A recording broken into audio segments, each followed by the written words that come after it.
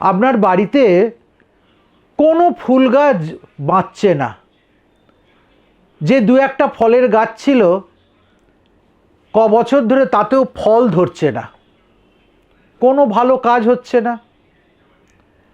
পোষ্যগুলো কীরকম যেন ক্ষিপ্ত হয়ে আছে, বাড়ির কুকুর বেড়ালগুলো হঠাৎ হঠাৎ করে মরে যাচ্ছে, পাখি মাছ সেগুলোও মরে যাচ্ছে, মনে কারোর শান্তি নেই।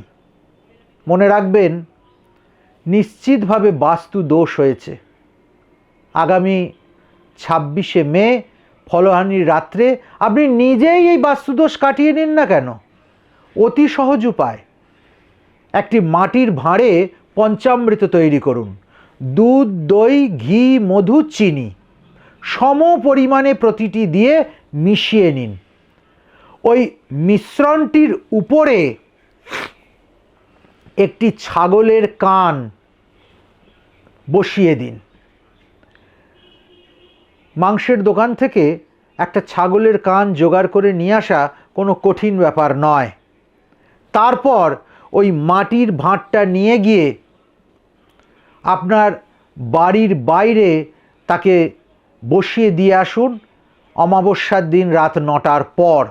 আর যেখানে ভাঁড়টা বসাবেন তার আশপাশ দিয়ে মোটা করে গুঁড়ো কর্পূর ছড়িয়ে দিন।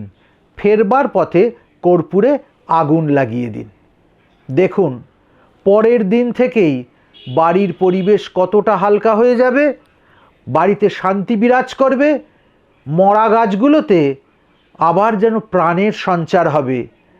যে গাছে ফুল হচ্ছিল না, ফল হচ্ছিল না, বাড়ির যে সমস্ত সদস্যদের মনে একটু আনন্দ ছিল না, চামুণ্ডার ইচ্ছায় মনের আবার তাদের আনন্দ ফিরে আসবে।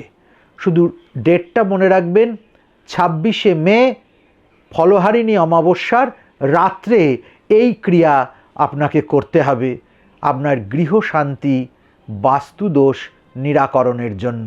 যারা আরও বেশি কিছু জানতে চান তারা অতি অবশ্যই আশ্রমে যোগাযোগ করুন। নিচের লিঙ্কে আশ্রমের নাম্বার যাচ্ছে।